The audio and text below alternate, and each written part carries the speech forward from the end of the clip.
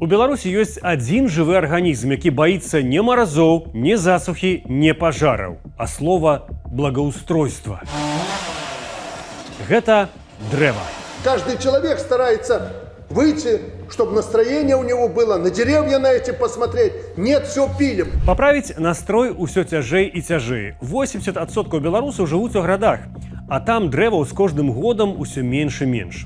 І асабліва ў гэту пару, калі вуліцы і плошчы разаграваюцца як мангал на шашлыкі. Ці не кожны беларус тады ў сваёй галаве задае пытанне. Вы сажали эти деревья, чтобы их пилить? Пытанне рытарычнае, адказ просты. Не. Дрэвы гэта не проста эстэтыка і настрой, гэта і штодзённы камфорт, і здароўе. Без іх нашыя гарады ператвараюцца ў патэльні, дзе смажацца людзі. За 12 гадоў Менск страціў больш за 650 гектараў сваіх зялёных тэрыторый. Што б ні казалі і як гэта не тлумачылі чыноўнікі, гэта бачна па розніцы паміж генеральнымі планамі горада паміж 14 і 26 гадамі.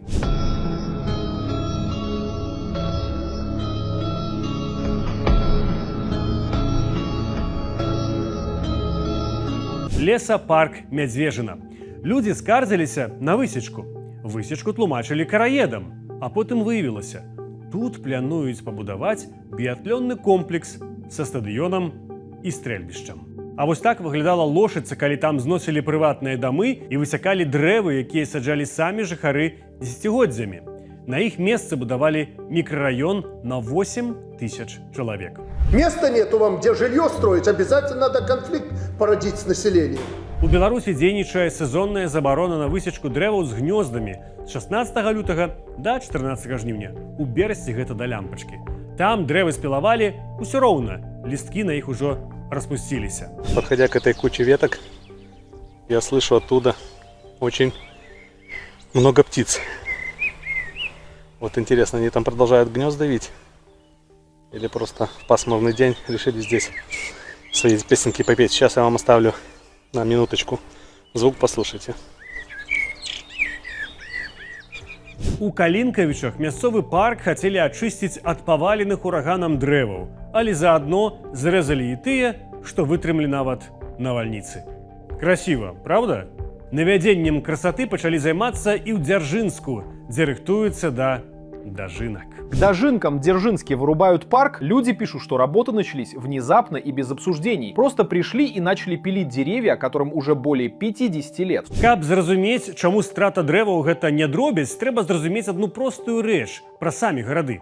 І разабрацца нам у гэтым сёння дапаможа кандыдатка геаграфічных навук Ганна Скрыга. В городе всегда есть остров тепла. Это так называют климатологи явление то, что климат в городе другой по сравнению с окружающей местностью. И другой в том числе из-за того, что там более высокие температуры. Связано это с тем, что мы применяем такие строительные материалы, как бетон, железо и асфальт, которые очень легко нагреваются и потом дополнительно отдают тепло в атмосферу, дополнительно нагревая городские кварталы. Справа ў тым, што розныя паверхні па-рознаму ўзаемадзейнічаюць са святлом. Снег адлюстроўвае каля 90% выпраменьвання, а чорны асфальт яго поглынае. Зеленая поверхность, любые газоны, деревья, они тоже имеют очень высокую отражательную способность, то есть они поглощают только примерно 30-40% от приходящего излучения. Поэтому такие поверхности, они изначально нагреваются меньше. И, конечно же, большие деревья еще дополнительно создают тень. Але тут ёсць важны момант. Адно дрэва не вырашае праблему. Адно дрэва не можа істотна астудзіць прастору. Патрэбныя вялікія зялёныя зоны з вялікімі дрэвамі. У горадзе павінны быць вялікія зялёныя прасторы, каб стварыць эфект астуджэння. А калі там асфальт, а таксама цэгляныя і бетонныя дамы, то лічы пропала. Например, температура воздуха может приближаться к 40 градусам, а температура поверхности асфальта может быть достаточно, как в Сахаре, жарить яичницу. Если эта улица зеленая, на ней много газонов, кустарников и крупных деревьев, то температура в тени может быть на 10 градусов меньше, а то даже и где-то вот если там 42, то здесь около 30-28 градусов. 10 градусаў для беларусаў гэта надзвычай важна, бо Беларусь на першым месцы в Европе па смяротнасці ад хвароб сэрца і сасудаў. І для такіх спякота супернебяспечная. Тень дрэва ў парках зніжае таксама ультрафіолетавае выпраменьванне, што важна, бо празмерная радыяцыя прычына 3 тыпаў рака скуры. Улады звычайна тлумачаць высяканне дрэваў і паркаў добраўпарадкаваннем. Але ёсць нюанс. В благоустройстве нет принципиально ничего такого плохого, как нам кажется. Но надо учесть, что хорошую тень и хорошее понижение температуры, вот то, что я назвала тепловым комфортом, создают большие деревья. А вот опыт благоустройства и вот это вот, когда мы хотим проложить дорожки и сделать вот эти площадки для детей, они свидетельствуют о том, что как раз-таки страдают большие деревья. Атрымліваецца абсурд. Вельмі часта парки і дзіцячыя пляцоўкі праектуюцца без ценю, і яны аказваюцца пад адкрытым сонцам. Дорожкі і лаўкі ў новых парках таксама часта размяшчаюцца на сонцы, нягледзячы на тое, што летам гэта робіць іх практычна непрыдатнымі для адпачынку. Але ёсць яшчэ одна прычына вырубак. Сам жук-караед. Вот личинки его, видите, вот смотрите. Вот он от 4 до 5,5 миллиметров откладывает личинки, и уже потом эти личинки окукливаются и тоже получается жук-вылет. Да, вот личинки. Спецыялісты тлумачаць, дрэвы хворыя, іх знішчае караед, таму іх трэба выразаць. Пашкоджаныя дрэвы звычайна высякаюць, таму што яны ўжо не аднаўляюцца і становяцца крыніцай заражэння для іншых дрэваў. Гэта праўда.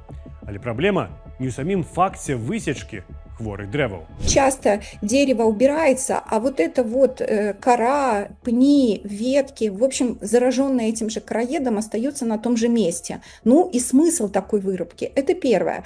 И второе, я все-таки, имея опыт несколько лет там, наблюдения за такими санитарными вырубками, не даю гарантии, что прям все деревья, которые были вырублены, являлись зараженными, поврежденными этим короедом. Досвед Ганны Скрыган, якая сама сачыла за такімі высечкамі, тлумачыць, што гэта не заўсёды праўда. Гэта стварае праблему камунікацыі паміж арганізацыямі, якія праводзяць работы, і грамадствам.